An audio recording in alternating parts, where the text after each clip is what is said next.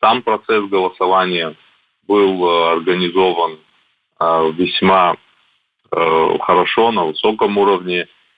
Процесс голосования не занимал у людей много времени из того, что я наблюдал. Все очень прозрачно, сами урны тоже прозрачные. И почему я это подчеркиваю? Потому что многие наблюдатели из Евросоюза, например, они говорили о том, что у них, в частности в Италии, во время выборов урны картонные, и, соответственно, не видно, сколько человек проголосовало и проголосовал ли вообще кто-нибудь. Соответственно, больше шансов подтасовать как-то результаты голосования.